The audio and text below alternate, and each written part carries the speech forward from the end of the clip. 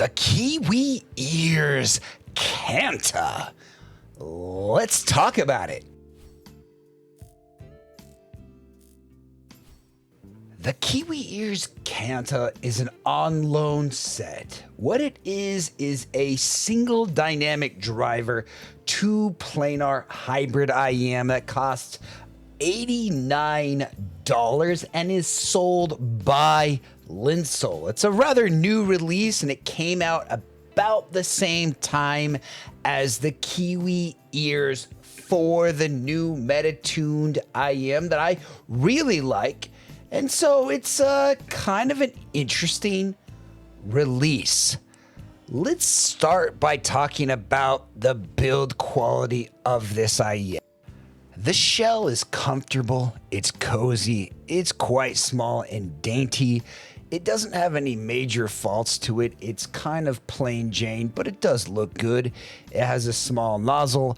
It's easy to fit ear tips on and they stay on, which is nice. It does not have a wing, so the actual fit in ear is not super great, but the shell itself is fine. Again, it's a slight ear shelled IEM, so if you have fault with sometimes with fit, this could be a really good shell for you. Its faceplate is very kind of utilitarian, not too exciting, but it's a nice faceplate nonetheless.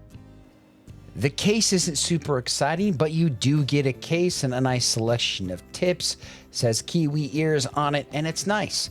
The cable, not bad. 3.5 pin connector, nice sturdy cable. It does get a little bit of tangle proneness, but I mean, overall it's a fine cable and no real faults with it. It's better than the cable on the Singolo, and it at least has a case, which the Singolo doesn't.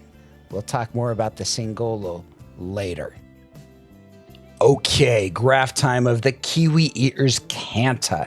Now we look at the Canta, what do you notice? A couple things. As far as my curve goes, it looks good if you look at it at this part right here. What I want to show you is a couple things. What if, this is a little bit lean and that's a little bit low, but let's normalize this where we should normalize this at 500. So look at this. The bass shelf is nice. I actually like the bass. But what you'll notice is there's just a ton of treble and a ton of air. Like almost 10 dBs too much air in many places, which is concerning. It's something to be weary of, right? Like, you look at the Annihilator. Let's take a look at that real quick. But if you look at the Elysian Acoustics Lab Annihilator, a lot of people complain about this much, like 7 dBs of gain around 10K. But you're talking like, almost 10 to 12 dB right around 8K, and then like almost 15 dB right around, this, 12.5K region. There's some interesting things going on in the treble. Just something to kind of consider. There's a lot going on in this IEM that's a little bit off and something to think about. This is the Kiwi ears Forteza. It's slightly cheaper. It's considered to be extremely V. I mean, you'll notice there's a ton more 2K, a ton more 4K, and just a ton more energy than the Canta. I think the Canta is better than the Forteza, and but it is a different tuned IEM. It's a very V-shaped style set with some kind of spicy upper mids, which, I don't know, it's not really for me. And I want to show you a couple other IEMs from Kiwi ears that I do like. The first one I'm going to show you is the Kiwi ears 4. And you'll notice the Kiwi ears 4 has a lot leaner amount of treble, like a ton less treble. It has a little bit less bass, which I don't know. I'm happy to have more bass, and that's maybe one of the faults of the Kiwi ears 4.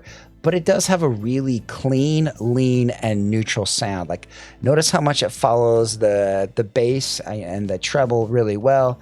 And, it's mainly about this region, that like this region can make an IEM very sibilant if it gets too much, and it can sound fun on some tracks, but it can also be a little bit distracting and poor. So like the Kiwi ears Canta, it's a funny thing. It's a mixed bag. In some ways it's really good. In some ways it's a little bit poor and sibilant. I know what you're thinking. I know the Kiwi ears for, is $200 and the Canta is only $89, and so it's not a fair comparison. This is where it gets fair. These are basically the same price. I've actually seen the Singolo go on sale for 40. And, you know, with the Singolo, you don't get very good packaging. You don't get a case. You don't get very wide selection of tips. But what you do get is a much more neutral sound with a nice bass boost. And it, to me, the Singolo, if you're just talking sonically, I think it's a really strong set.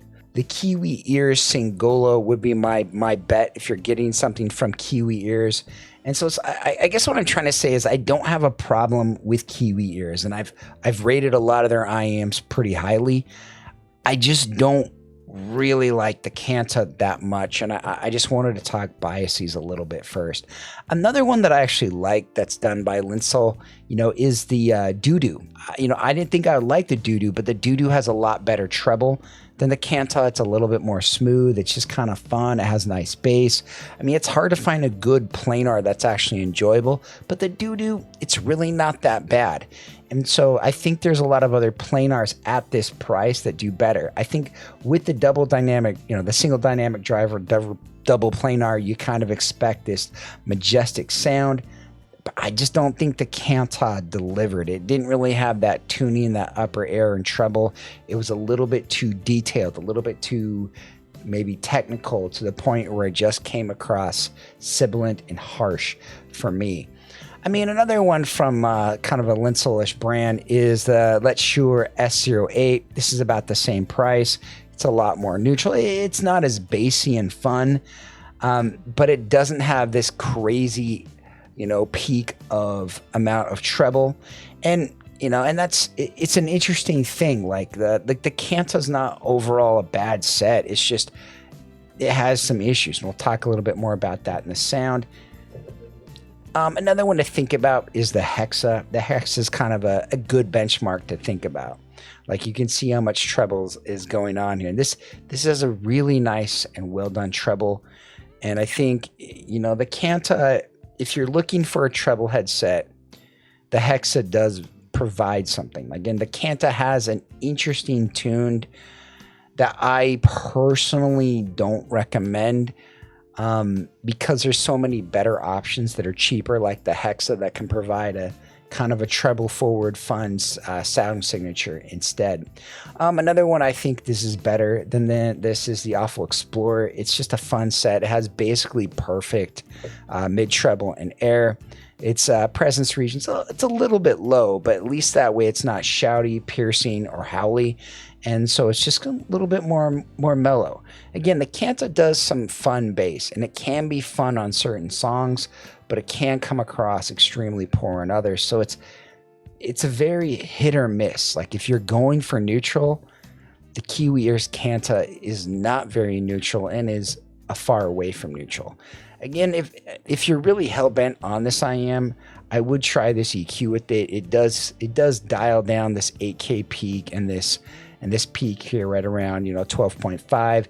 It helps the mids and the sub bass out a little bit, and a little bit less shouty peak here around kind of this 3 to 4K region. Doing a little bit of EQ with this IM is going to be extremely helpful in my view. Okay, let's rank this thing up. I think it's a solid set, like a 7.1 overall. It's not fully bad, but I do think there's sets, you know, like a lot of people will say something like the KZ EDC Pro is an excellent value at $12, and I kind of think it's better and more neutral than the Canta, and that's something to note. I do think it has good bass, but it has really poor mids and highs. When you look at stuff like imaging, its imaging it's pretty good. It's about as good as you would want for that price point, and it sounds pretty good. And it does get some good detail and kind of some resolution, but it's a little bit too V for me, a little bit too strong and intense on some tracks. We'll talk about that a little bit in the music section here in a bit. So as far as music goes, there's some songs that hits really well, like Fat Butt. It just sounds really fun. It just hits a really nice, strong beat, and the bass hits strong. Like on certain bass notes, it comes across extremely well, extremely fun, and extremely enjoyable. But if we look at some of the more like the mainstream songs I have, like if I look at, say, Marriage of Figaro, there's a smooth, a nice note weight, but the string section is completely off and sounds kind of horrible and sibilant. the female vocals on this do shine with that extra energy around, you know, that 3K peak, and is fun. Like if you're into female vocals, I think the Canta could be fun. It could be a specialist because there's some good detail and sparkle for me, and I think there's some value to that. Like if we look at Rigoletto here, like as far as male vocals, you know, they do feel recessed and poor, but they are enjoyable. Drums are nice. The electronic portion of Iron Man, it's strong, it's detailed. Electronic guitars work really well and they're impactful. But you look at something like a shimmery kind of older song like I Will Survive, there's way too much shimmer, and you can really feel the treble just being fully off. Like electric guitars on Star Child are completely off and just, ugh, it's just kind of gross. I mean, you know, Dickie Titan had too much treble in the percussions and didn't really work at all. And like as far as metal goes on this, it didn't really work. So I mean, as far as genres of what this goes well with, I would say maybe opera, maybe female vocals, maybe stuff where you really want to hear those female vocals pop. But overall, it feels like a specialist, not a full-blown great set by any means. You know, judging earphones is funny. This earphone itself is one of those ones that's not really bad, but it falls a little bit off from neutral for my taste. Like you always want a little bit of flavor, a little bit of fun, a little bit of something unique, but this one just has a little bit too much spice in that fun direction and didn't work for me. It might work for you. It doesn't have a terrible FR graph. It's a little bit colored. There's not a lot of sibilant energy that you often get from, you know, from planar IEMs around that 4 to 6K as a nice dip.